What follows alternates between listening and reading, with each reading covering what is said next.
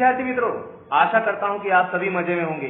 आज के इस वीडियो में हम कक्षा 6 के विज्ञान के दूसरे अध्याय इस विषय पर चर्चा करेंगे। विद्यार्थी मित्रों, हमने पिछले अध्याय में देखा कि भारत के विभिन्न प्रदेशों में खाए जाने वाले भोजन में विविधता पाई जाती है। पंजाब का भोजन, गुजरात में खाए जाने वाला भोजन तथा केरल में खाए जाने वाले भोजन में विविधता होती है।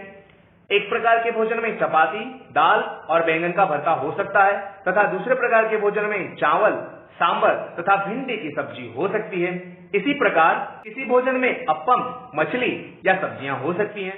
आमतौर पर हम हमारे भोजन में अन्न अथवा अनाज से बना हुआ कम से कम एक व्यंजन तो लेते ही हैं, चाहे फिर वो रोटी हो, भाकरी हो, बाटी हो या चूरमा हो या चावल की खिचड़ी हो। दूसरे खाद्य पदार्थ में हम दाल या मांस का कोई व्यंजन तथा सब्जी लेते हैं। हमारे आहार में दही, मट्ठा तथा अचार भी तो शामिल होता है। लेकिन विद्यार्थी मित्रों, आप जानते होंगे कि यह सभी चीजें कई बार हम अपने भोजन में नहीं ले पाते हैं। यदि आप किसी जगह पर मुसाफरी कर रहे हो तो आपको बस में, ट्रेन में ये सारा की सारा भोजन उपलब्ध नहीं हो सकता। उस समय हमें जो मिलता है हम उसे खा लेते हैं। एक सारणी को भरते हैं जिसमें हम विभिन्न क्षेत्रों अथवा राज्यों में किस प्रकार का भोजन लिया जाता है उसकी चर्चा करेंगे। यहाँ पर इस कोष्ठक में हमें विविध प्रदेश बताए गए हैं जहाँ पर लिए जाने वाले भोजन के विषय में जानकारी दी गई है। जैसे कि पंजाब में अन्न के व्यंजन के रूप में मक्के की रोटी ली जाती है, दाल में राजमा खाया जाता है, सब्जी में सरसों का साग और साथ ही अन्य व्यंजन में वे दही या घी खाना पसंद करते हैं। अगर हम आंध्र प्रदेश की बात करें तो वहां वे अन्न के व्यंजन के रूप में चावल अधिक खाना पसंद करते हैं, अरहर की दाल तथा रसम भी वे पसंद करते हैं और सब्जी में कुंदरू की सब्जी पसंद करते हैं। साथ ही अन्य व्यंजन में मट्ठा, अचार और घी लेना पसंद करते हैं। अगर हम बात करें राजस्थान की तो राजस्थान में बाटी और चूरमा बड़ा पसंद किया जाता है। साथ ही वे इसे दाल के साथ ग्रहण करते हैं और केर सांगरी का साग वहां पर खाया जाता है तथा राजस्थान के लोग भी घी और मट्ठे के शौकीन होते हैं। इस प्रकार अलग अलग प्रदेशों में खाए जाने वाले भोजन में विविधता देखने को मिलती है, जिसमें अन्न का बना व्यंजन, दाल या मांस में से प्राप्त होने वाला व्यंजन, सब्जियां और अन्य व्यंजनों का समावेश तो होता ही है। मित्रों, कई बार मन में प्रश्न उत्पन्न होता होगा कि विभिन्न प्रकार के खाद्य पदार्थ में ऐसा तो क्या होता है, हम इसे क्यों खाते हैं। तो विद्यार्थियों, आइए इसके विषय में चर्चा करते हैं। भोजन की कच्ची सामग्री में हमारे शरीर के लिए कुछ आवश्यक घटक होते हैं। ये घटक हमारे शरीर की वृद्धि और विकास तथा विविध प्रकार के कार्यों को करने के लिए ऊर्जा प्रदान करते हैं। इन घटकों को हम पोषक कहते हैं। हमारे भोजन में मुख्य रूप से कार्बोहाइड्रेट, प्रोटीन, वसा, विटामिन और खनिज लवण देखने को मिलते हैं। इनके अतिरिक्त हमारे भोजन में रुक्षांश और जल भी होता है जो हमारे शरीर के लिए अति आवश्यक है। पर हमारे मन में ऐसा प्रश्न भी उठता होगा कि यह सभी घटक हमारे भोजन में है या नहीं, इसकी हमें जांच करना हो तो हम कैसे कर सकते हैं। तो विद्यार्थी मित्रों, इन सभी घटकों में से हम कार्बोहाइड्रेट, प्रोटीन और वसा का परीक्षण सरलता से कर सकते हैं। इसीलिए हम इस अध्याय में कार्बोहाइड्रेट, प्रोटीन और वसा के परीक्षण की चर्चा करेंगे, क्योंकि इनका परीक्षण बाकी सभी पोषक तत्वों के परीक्षण की अपेक्षा सरल होता है। आइए इनका परीक्षण करने के लिए क्या क्या चाहिए हम उसकी एक बार चर्चा कर लेते हैं। इनका परीक्षण करने के लिए हमें सामान्य रूप से iodine, copper sulphate, caustic soda, कुछ परत नलियां और ड्रॉपर की आवश्यकता होती है। इनकी सहायता से हम इन पोषक तत्वों का परीक्षण कर सकते हैं। तो विद्यार्थी मित्रों, हमारे भोजन में कार्बोहाइड्रेट है, इसकी जांच हम कैसे करेंगे, चलिए उसके बारे में सीखते हैं। हमारे भोजन में कार्बोहाइड्रेट के रूप में मंड अथवा शर्करा होता है। यदि खाद्य पदार्थ में मंड है तो उसका परीक्षण बड़ी आसानी से हम निम्नानुसार कर सकते हैं। मंड का परीक्षण करने के लिए सर्वप्रथम भोजन की कच्ची सामग्री की अल्प मात्रा लें। इसमें तनु आयोडीन की 2 से 3 बूंदे डालें और कुछ समय बाद उसका अवलोकन करें। यदि कुछ समय बाद खाद्य पदार्थ का रंग काला या नीला पड़ जाता है तो खाद्य पदार्थ में मंड है, हम ऐसा कहेंगे। यहाँ आप इस चित्र में देख सकते हैं कि कुछ विद्यार्थी रोटी के टुकड़ों पर आयोडीन की बूंदें डाल करके उसका परीक्षण कर रहे हैं। यदि आप एक परख नली लें और परख नली में आहार की की अल्प मात्रा लेकर 2 से 3 आयोडीन की बूंदें डालें तो उस आयोडीन के विलयन का रंग इस तरह से हल्का नीला या काले रंग का हो जाता है।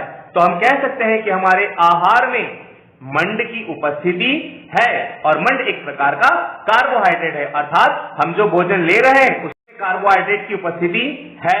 प्रोटीन का परीक्षण किस तरह से करेंगे विद्यार्थी मित्रों? जिस तरह से हमने कार्बोहाइड्रेट का परीक्षण किया, अब हम प्रोटीन का परीक्षण करना सीखेंगे। सर्वप्रथम किसी खाद्य पदार्थ की थोड़ी सी मात्रा लें। इस खाद्य पदार्थ की थोड़ी मात्रा को पीसकर या मसलकर उसका बारीक चूर्ण बना लें और उसे एक परख नली में डाल दें। अब इस परख नली में 10 बूंद जल डालकर उसे अच्छे से हिलाइए। अब ड्रॉपर की सहायता से परख नली में 2 बूंद कॉपर सल्फेट का विलयन लें तथा 10 बूंद कास्टिक सोडे का विलयन मिलाइए। थोड़ी देर तक के लिए इस विलयन को छोड़ दें। अब इस विलयन को अच्छे से हिलाकर रख दें और थोड़ी देर बाद इसके रंग का परीक्षण करें।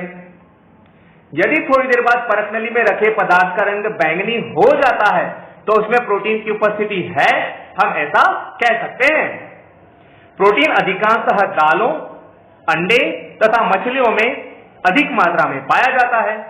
यहां आप देख सकते हैं कि एक विद्यार्थी कास्टिक सोडा और कॉपर सल्फेट की सहायता से आहार का परीक्षण करता है।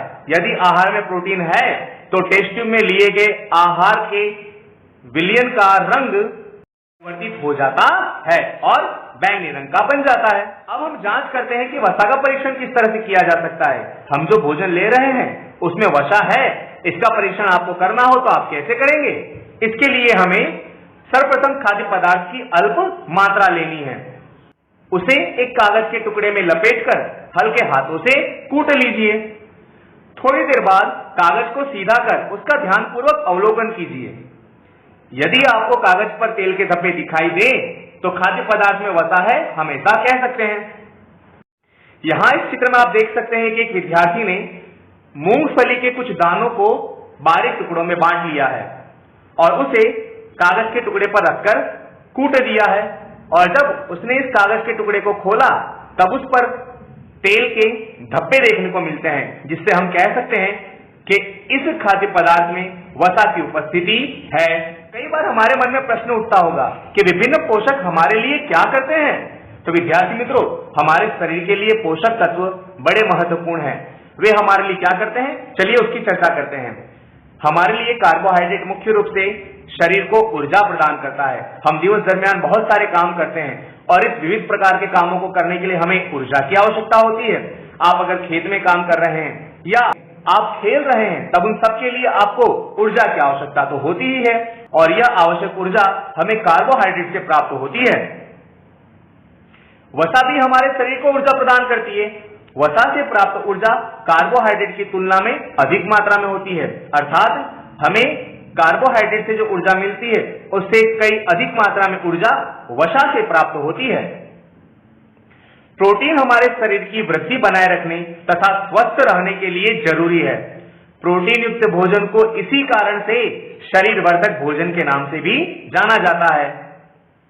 विटामिन रोगों से हमारे शरीर की रक्षा करते हैं तथा हमारी आंखों, अस्थियों, दांतों और मसूड़ों को स्वस्थ बनाए रखते हैं।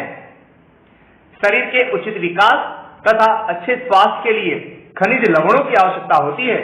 विटामिन कई प्रकार के होते हैं, जिनमें से कुछ vitamin vitamin A, vitamin B, vitamin C, vitamin D, vitamin E और विटामिन के नाम से जाने जाते हैं। अर्थात विटामिन कौन कौन से हैं?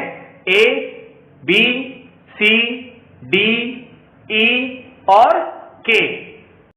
विटामिनों का एक समूह विटामिन बी कॉम्प्लेक्स के नाम से भी जाना जाता है। विटामिन ए हमारी त्वचा तथा आंखों को स्वस्थ बनाए रखता है। विटामिन सी हमारे शरीर को विविध प्रकार के रोगों से लड़ने में मदद करता है। जैसा कि आप जानते हैं, अभी जो भयंकर कोरोना नाम की बीमारी फैली हुई है, इस बीमारी से बचने के लिए डॉक्टर हमें सुझाव देता है कि हमें विटामिन सी युक्त भोजन करना चाहिए, ताकि उससे हमारे शरीर को रोग से लड़ने के लिए जरूरी इम्यूनिटी प्रदान हो सके, अर्थात रोगों से लड़ने के लिए शक्ति प्रदान कर सके।